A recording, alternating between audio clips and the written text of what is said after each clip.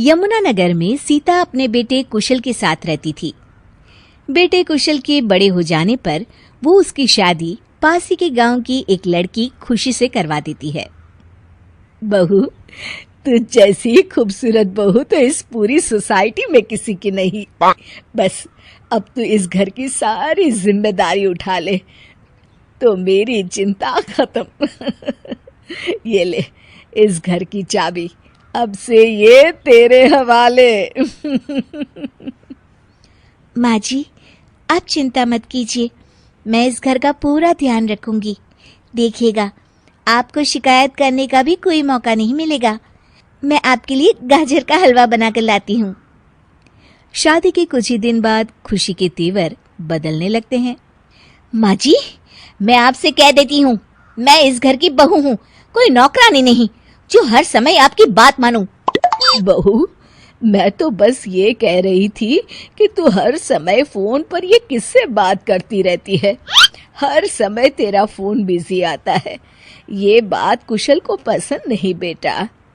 हाँ, मेरी तो हर बात सबको बुरी ही लगती है। अब शादी को कई महीने बीत चुके हैं, मगर खुशी कभी भी खुश नहीं रह पाती और वो अपने पति और सास से भी हमेशा झगड़ती रहती है। असल में शादी से पहले उसका एक प्रेमी होता है, गोविंद।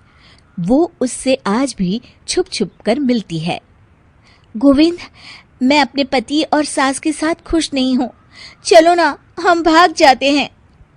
तुम एक काम करो, घर से सारा कीमती सामान ले आओ, उसके बाद मौका देखकर हम भाग जाएंगे। खुशी के पति और सास उसे बहुत प्यार करते हैं, मगर खुशी फिर भी उन्हें धोखा देती है और धीरे धीरे अपने घर से कीमती सामान को चोरी करके गोविंद को देने लगती है।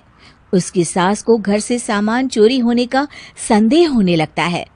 बेटा, समझ नहीं आ रहा, ये घर से धीरे धीरे सामान कैसे गायब हो रहा है। कौन सा सामान माँ? अरे वो चांदी के बर्तन जो मैंने बनवाए थे वो दिख नहीं रहे। यहीं कहीं होंगे माँ, आपकी बहू ढूंढ देगी। कितने बेवकूफ हैं ये माँ बेटे, इनका सारा सामान मैं गायब कर दूंगी और इनको पता भी नहीं चलने दूंगी।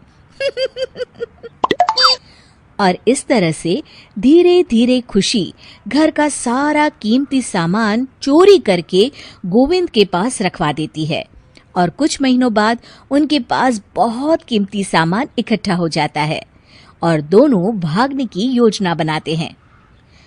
खुशी, आज रात को आधी रात होते ही तुम अपने घर से भाग कर आ जाना। मैं गांव के पुराने बस स्टैंड पर तुम्हारा इंतजार करूंगा। ठीक है।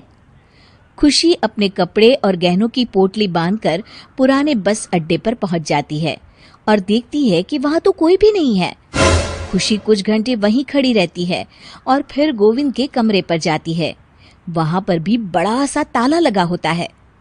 हे भगवान, कहीं गोविंद मुझे धोखा देकर भाग तो नहीं गया। अब मैं क्या करूंगी? खुशी फूट फूट के रो रही होती है। तभी पीछे से उसका पति सारे गहनों की पोटली लेकर आ जाता है। आप यहाँ? हाँ, मैंने गोविंद को गांव छोड़ने से पहले पकड़ लिया था और ये सारे गहने भी उससे ले लिए।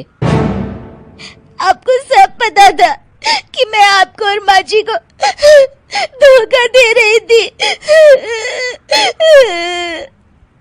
हाँ, मगर मुझे ये भी पता था कि गोविंद अच्छा इंसान नहीं है।